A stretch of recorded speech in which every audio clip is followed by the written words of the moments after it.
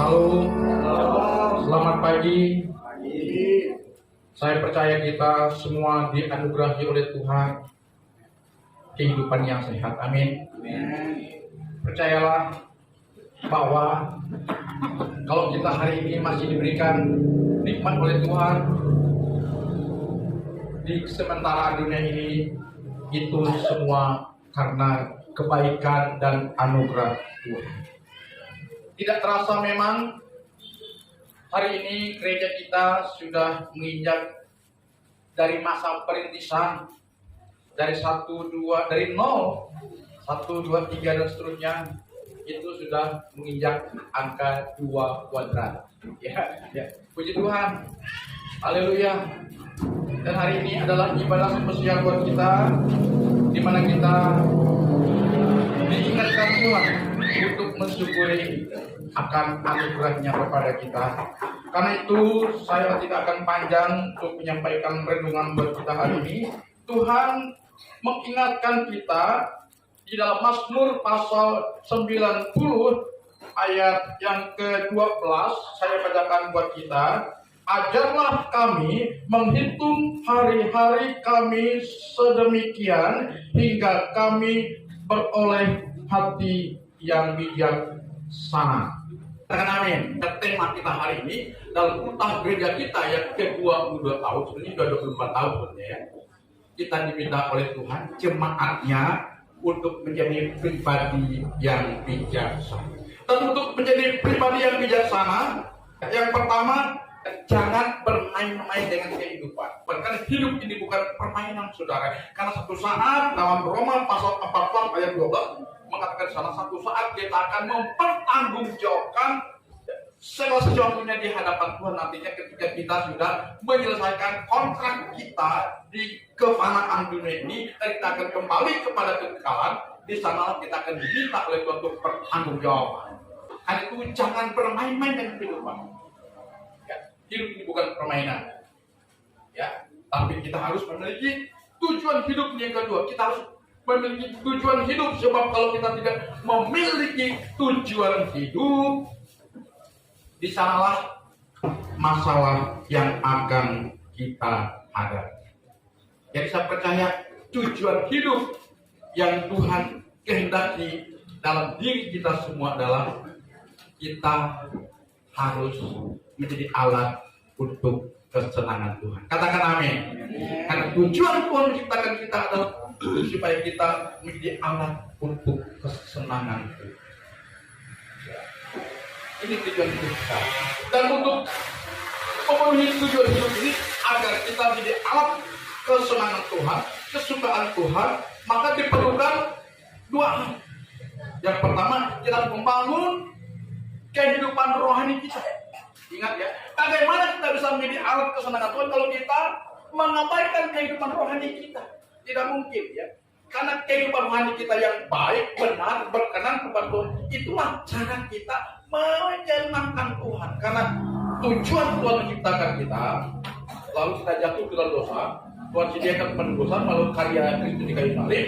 Nah, ketika kita memaafkan kepada Yesus, kita percaya kepada Yesus, kita kembali kepada tujuan awal Tuhan menciptakan kita kembali menjadi alat kesukaan Tuhan, ya. Maka sebagai warga Kristen, sebagai jemaat Kristen, maka kita jangan abaikan kehidupan rohani. Ya, jangan abai akan kehidupan rohani kita. Karena tadi di dalam Roma pasal 14 ayat 12, setiap orang di antara kita akan memberikan pertanggungjawaban akan dirinya sendiri di hadapan Tuhan. Nah itu, mari hari ini tidak ada cara lain untuk kita menyenangkan Tuhan, untuk kita bisa berkenan kepada Tuhan, untuk kita menikmati rasa kebahagiaan, kepuasan, keindahan dalam hidup ini, selain kita menyenangkan Tuhan dengan kita tidak abai akan kehidupan rohani kita. Ya, karena hidup yang mengindahkan adalah hidup yang keadaan spiritual kita ini benar di hadapan Tuhan. Sebab kalau kehidupan rohani kita sudah benar, dan itu yang akan menuntun kita menjadi pribadi yang bijaksana, sehingga kita tidak akan nyeruduk hal-hal yang bisa membawa kita kepada kenistaan. Ya. Kita tidak akan diarahkan untuk nyeruduk kepada ke arah kenistaan. Kita pasti dituntut oleh Tuhan dengan caranya untuk hal-hal yang benar. Ya, jadi langkah yang ketiga adalah mari kita perhatikan kehidupan rohani kita. Jangan sampai di usia gereja kita yang sudah 22 tahun ini kita masih seperti yang dulu kata lagu.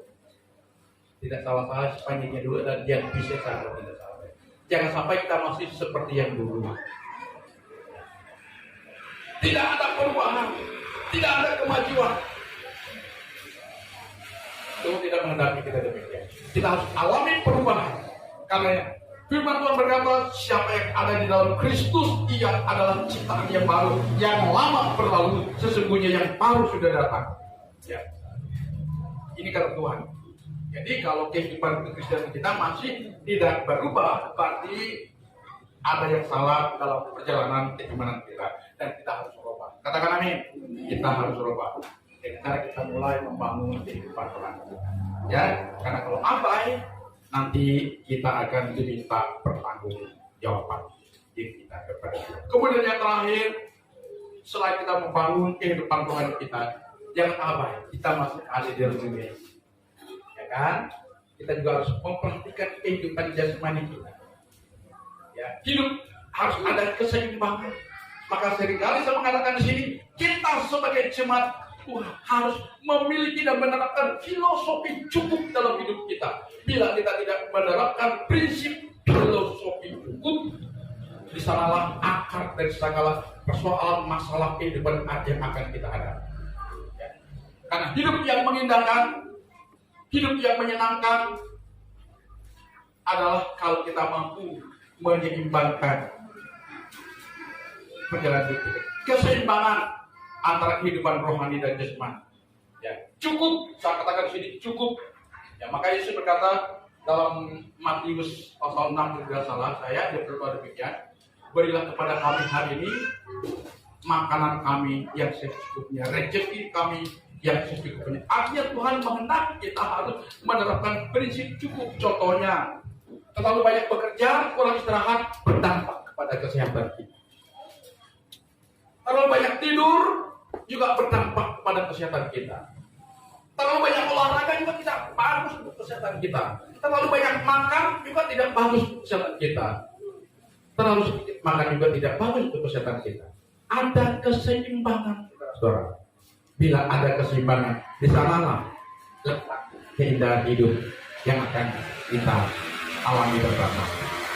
Ya, karena itu Allah sudah menyiapkan kepada kita satu prinsip bagaimana kita menikmati kesementaraan dunia ini untuk kesenangan Tuhan. Maka marilah kita menjadi pribadi yang bijaksana, yang bisa mengendalikan dirinya agar hidup kita berkenan dulu kepada Tuhan, baru berkenan kepada manusia. Jika hidup kita sudah berkenan kepada Tuhan dan berkenan kepada manusia, maka di sanalah letak kunci daripada kepuasan, kenikmatan, kebahagiaan, sukacita, ketentraman, ketenangan, baik dalam hati kita, batin kita, pikiran kita. Dengan demikian, saya percaya kalau sudah ada ketenangan, kedamaian, itu akan berdampak kepada kesehatan kita dan juga berdampak kepada rezeki kita. Jadi di usia gereja kita yang sudah 22 tahun atau 24 tahun, marilah kita mengusahakan pribadi kita menjadi orang yang bijaksana. Dengan kita menjadi pribadi yang bijaksana, kita bangun kehidupan rohani kita, dan juga kita perhatikan kehidupan jasmani kita, maka saya percaya kita sedang melakukan sesuatu yang Tuhan kehendaki, yaitu hidup untuk kesenangan Tuhan. Jika kita sudah hidup untuk kesenangan Tuhan, maka kita akan mampu berkata, ku berbahagia, yakin teguh. Kita mampu berkata demikian. Ya, Tuhan memberkati kita.